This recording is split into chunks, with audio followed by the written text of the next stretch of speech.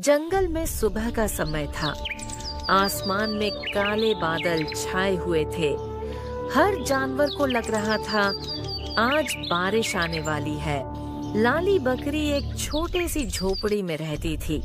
उसकी झोपड़ी सूखी टहनियों और पत्तों से बनी थी। वाह, आज तो मौसम कितना सुहाना है। अगर बारिश आई तो घास भी हरी हरी हो जाएगी। पास ही एक पेड़ के नीचे उसका सबसे अच्छा दोस्त रहता था, टिमो खरगोश। लाली, मुझे डर लग रहा है। बादल बहुत काले हैं। लगता है तूफान आने वाला है। अरे टिमो, डरने की क्या बात है? बारिश में तो मजा आता है।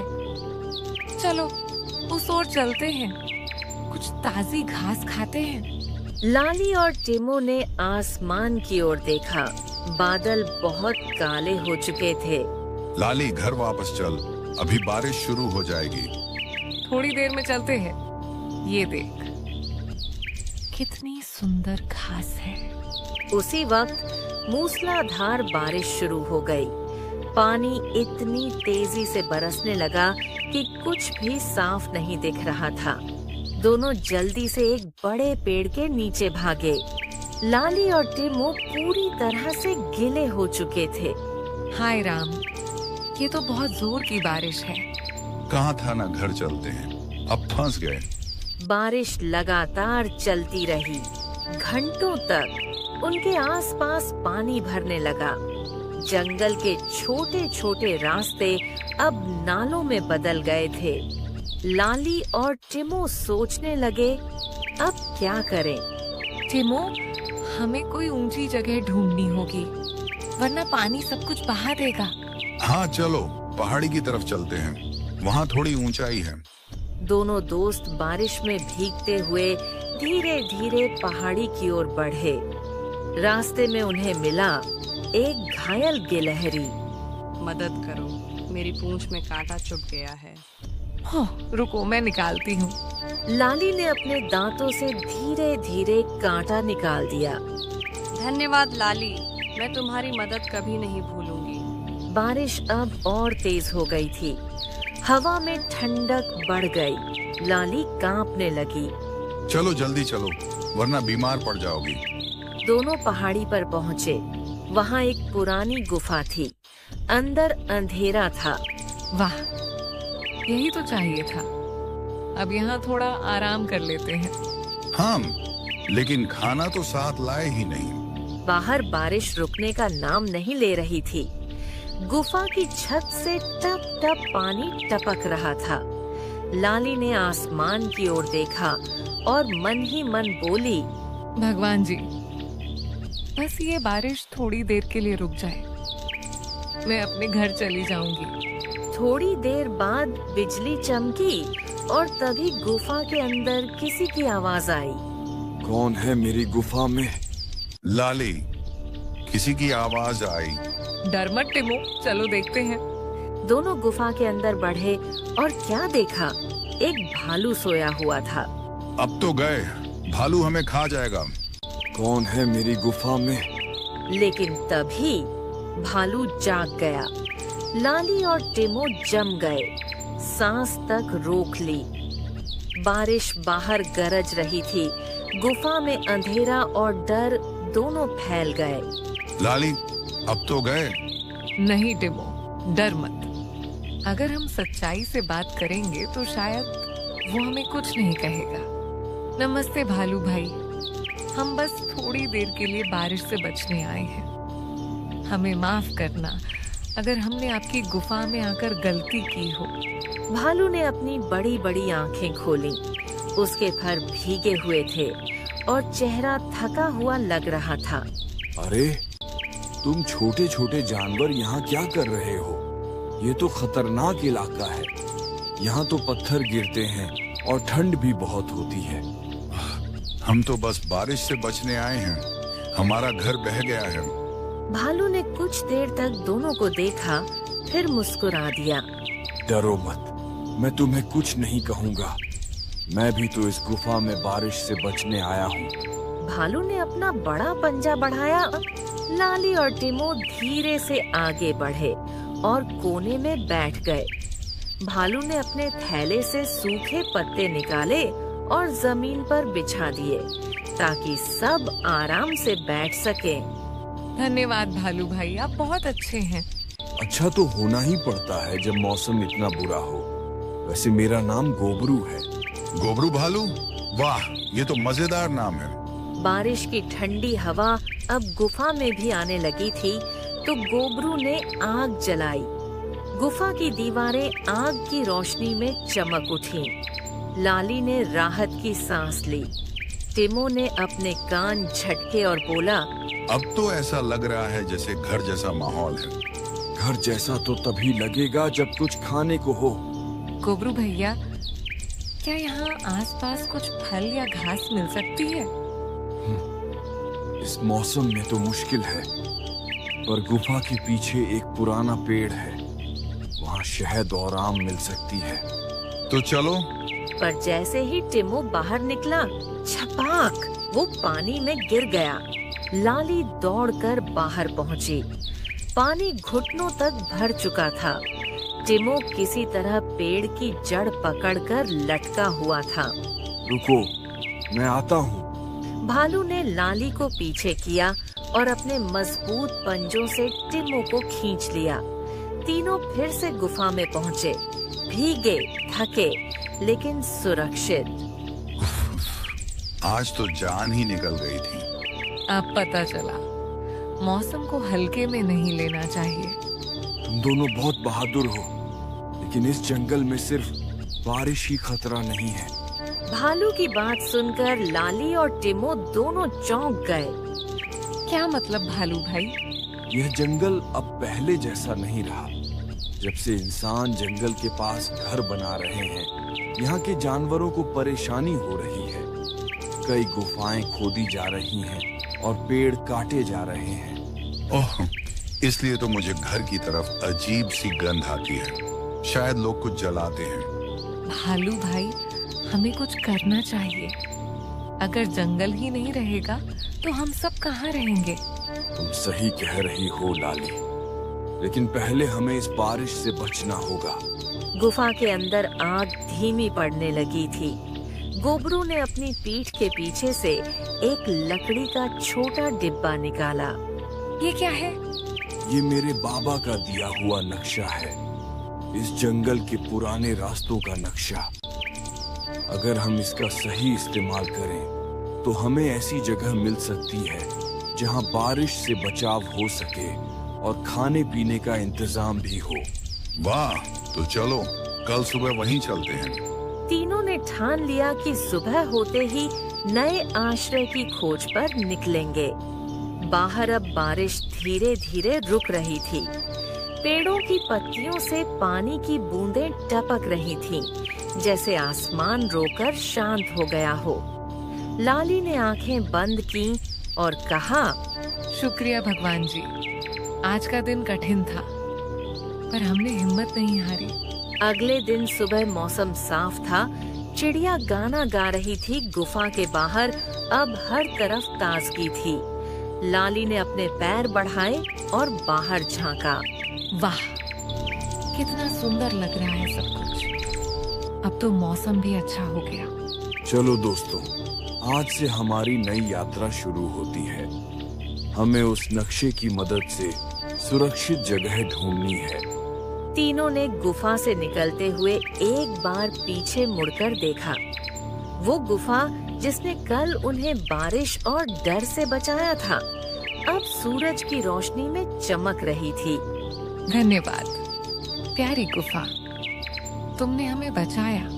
देखो, नक्शे में पहले मोड़ पर 3 झुके हुए पेड़ का निशान है। वहीं से हमें रास्ता मोड़ना होगा। 3 झुके पेड़? वो तो मैंने कभी नहीं देखे। चिंता मत करो टिमो, साथ में रहेंगे तो सब ढूंढ लेंगे। रास्ते में उन्हें कई छोटे जानवर मिले। मेंढक, चिड़िया और एक बूढ़ा कछुआ। ओ लाली, कहाँ जा रही हो इतनी सुबह सुबह? नमस्ते कछुआ बाबा, हम जंगल में सुरक्षित जगह ढूंढने निकले हैं। सुरक्षित जगह? तो याद रखना, जब भी रास्ता भटके अपनी सच्चाई से मत हटना। सच्चे दिल वाले कभी नहीं खोते। वाह, ये तो बहुत गहरी बात कही आपने। कछुआ बाबा मुस्कुराए और धीरे धीरे नदी की ओर चल पड़े। तीनों ने उनका आशीर्वाद लिया और आगे बढ़ गए। काफी चलने के बाद आखिरकार उन्हें वो जगह मिल ही गई। 3 बड़े पेड़ जो एक दूसरे की ओर झुके हुए थे, जैसे किसी रहस्य की रखवाली कर रहे हों। गोबरू भैया, यही हैं 3 झुके पेड़। हाँ, और इसके नीचे लिखा है, जहाँ धूप कम पड़े वहाँ रास्ता खुले। इसका मतलब शायद पेड़ों की छाया के नीचे कोई रास्ता छिपा है। तीनों ने झुके पेड़ों के नीचे खोज शुरू की। झाड़ियों को हटाया, पत्तों को देखा और तभी अरे, इधर देखो। झाड़ियों के बीच एक पत्थर का ढक्कन था। उस पर पुराने निशान बने हुए थे, जैसे किसी ने पंजों से खरोंच डाली हो। ये तो बहुत पुराना लगता है, शायद कोई गुप्त रास्ता है। गोबरू ने पत्थर को जोर से धकेला। पत्थर धीरे धीरे खिसकने लगा और नीचे एक अंधेरा सुरंगनुमा रास्ता दिखा। क्या हमें सच में अंदर जाना चाहिए? अगर हम डर गए तो कभी नई जगह नहीं पाएंगे। चलो टिमो, हम साथ हैं। अंदर अंधेरा घना था। दीवारों से पानी टपक रहा था। लाली की टांगें कांप रही थीं। कोई है यहाँ? दीवारों के बीच से छोटे चमगादड़ उड़ते हुए निकले, पर वो नुकसान नहीं पहुंचा रहे थे। गोबरू ने गहरी सांस ली। थोड़ा आगे बढ़ते ही रास्ता 2 हिस्सों में बंट गया। अब कौन सा रास्ता लें? नक्शे में लिखा है, जहाँ हवा बहे वही सच्चा रास्ता। तीनों ने ध्यान लगाया। दाएं तरफ से ठंडी हवा आ रही थी। यही होगा सही रास्ता। वे दाएं मुड़ गए। करीब आधे घंटे की यात्रा के बाद सुरंग का अंत दिखा। एक हल्की रोशनी भीतर से आ रही थी। तीनों भागते हुए बाहर निकले और जो उन्होंने देखा उस पर यकीन नहीं हुआ। उनके सामने फैला था एक हरा भरा छोटा घाटी जैसा इलाका, जहाँ न बारिश थी, न तूफान, न इंसानों की आवाजें, बस फूल, तितलियां और मीठी हवा। वाह, ये जगह तो जैसे सपना हो। ये ही वो सुरक्षित जगह है जिसका जिक्र मेरे बाबा ने किया था। हरियाली घाटी, जंगल का सबसे छिपा और सुंदर कोना। तो अब हम यहाँ रह सकते हैं? हाँ, लेकिन याद रखना, इस घाटी की रक्षा करना हमारी जिम्मेदारी होगी। तीनों ने मिलकर पत्थरों और डालियों से एक छोटा घर बनाना शुरू किया। लाली ने सूखी घास बिछाई, टिमो ने पत्ते जुटाए और गोबरू ने बड़े पेड़ों की डालियों से छत बनाई। शाम होते होते उनका नया घर तैयार हो गया। अब चाहे जितनी बारिश हो जाए, हम यहाँ सुरक्षित हैं। तीनों दोस्त एक दूसरे की ओर देखते हैं, क्योंकि उन्हें अब सिर्फ एक आश्रय नहीं, बल्कि एक नया घर मिल गया था। वाह, अब तो लग रहा है कि सच में अपना घर मिल गया। हाँ, अब हमें बारिश, तूफान या डर से डरने की जरूरत नहीं। सही कहा, लेकिन हमेशा सावधान रहना दोस्तों। जंगल में कब कौन आ जाए, कहाँ नहीं जा सकता। गोबरू की ये बात उस समय साधारण लगी, पर अगले ही दिन उनकी बात सच होने वाली थी। दोपहर का समय था। हवा हल्की और सुगंध भरी थी। लाली और टिमो बेरी इकट्ठा कर रहे थे और गोबरू पास की झील से पानी भरने गया था। अचानक झाड़ियों के पीछे से किसी की नुकीली आंखें झांकती दिखाई दी। वो थी फिन्नी लोमड़ी। फिन्नी का स्वभाव चालाक और लालची था। वो हमेशा दूसरे जानवरों का खाना और घर हथियाने की सोचती रहती थी। ये जगह तो बहुत सुंदर है। अगर मैं इन्हें डरा दूं, तो ये घाटी मेरी हो जाएगी। ओह, नमस्ते प्यारे दोस्तों।